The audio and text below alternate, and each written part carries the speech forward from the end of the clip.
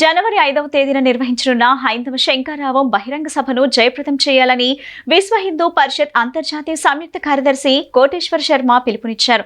గతంలో ఆంగ్లేయులు వారి రాజకీయ స్వార్థం కోసం ఆలయాల్లో రాజకీయాలు ప్రవేశపెట్టరాదని ఆయన ఆరోపించారు. హిందూ ధర్మాన్ని కాపాడటానికి హిందువులు ఏకం కావాలన్నారు.